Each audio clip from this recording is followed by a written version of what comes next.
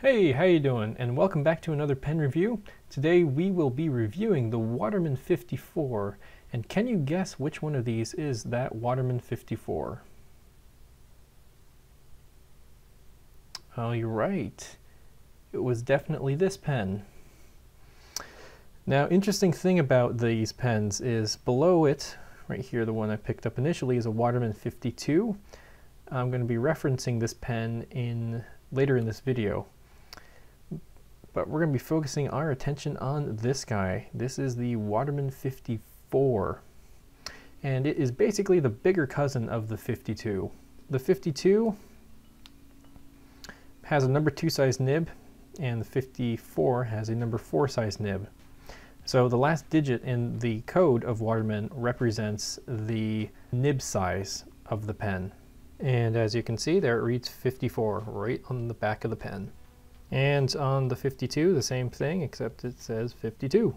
This pen was launched in 1933 in particular, and I know that because let me grab my fountain pen books. So this is my fountain pen book from 1991. It's a very old and probably very irrelevant book today, but it's got some very useful information in here. If we look down, it's got a list of some of the Watermans here, and where I highlighted it right here, you might look, oh, Waterman 54, 1915. That's not the case. This is the black chased hard rubber edition, which is this one right here. Waterman only began making the mottled editions in 1923, as we see here, in which case this pen, the 54, which is this one right here, it's right there. Waterman 54 red and black ripple gold-filled trim, lever filler, manifold nib, which thankfully this pen does not have. 60 bucks. What a bargain. That's not the full story though on this pen, because there's even more ways you can date it.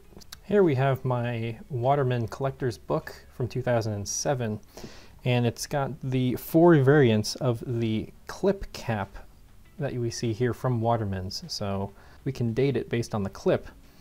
And it says right here, they made this clip from 1905 to 1910. This next clip I actually do not have, but that would be from 1911 to 1923. The next one I showed you is off of my Waterman number 54, and we can see that as being from 1924 to 27. And then lastly, that other one, which reads Waterman's, is from 1928 to 1930.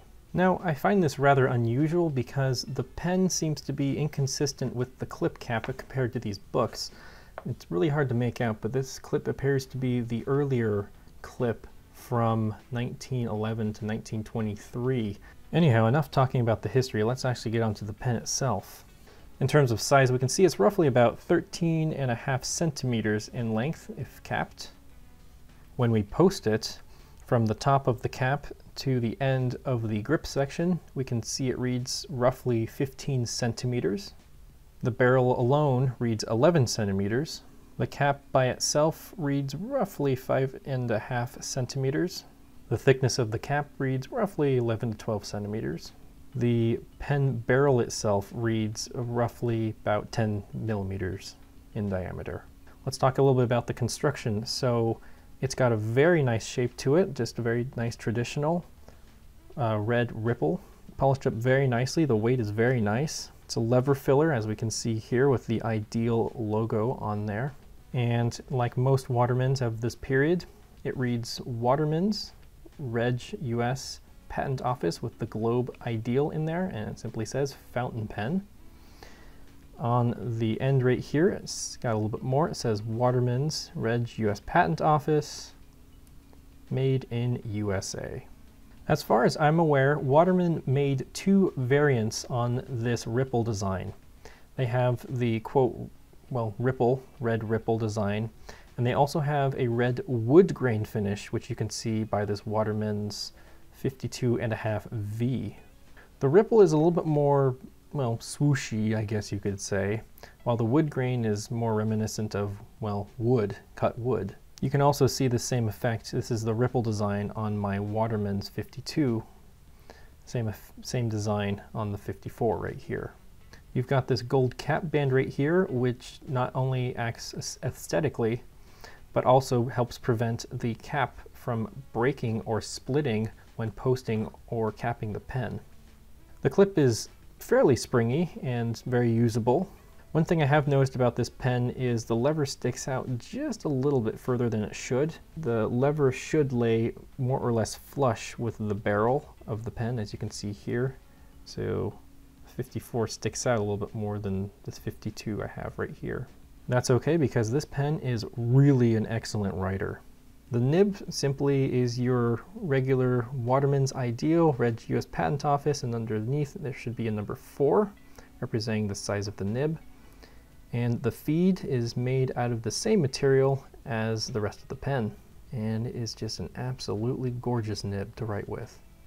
So without further ado, let's do a little bit of writing with it. I've got standard binder paper, which you can pick up literally anywhere, and the reason I use this and not fancy fountain pen paper like Clairefontaine or Rhodia is because this is a good default to base the pen's writing ability off of. I want to give an accurate representation of the feel of the pen because each vintage pen is unique and not all vintage pens feel the same, at least even when it comes to the make and model. I like the feel of the pen in my hand. I prefer my pens posted, however you can also write with it unposted and it feels just fine.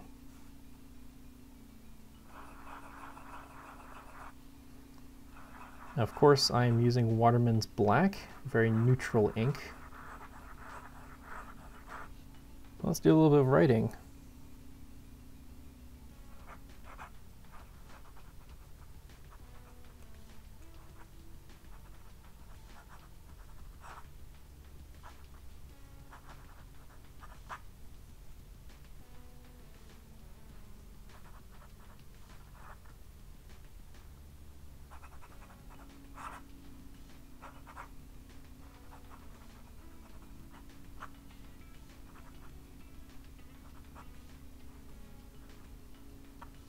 Very nice writer. Does have a little bit of feedback, but that's okay because it's a second hand, well, it's a pre-owned pen, so we expect that. But this nib has actually been taken pretty good care of though. Let's test some of the flex. So it's not a wet noodle, it's a bit of a firmer nib, but it's got a little bit of flex to it, so you can get some really nice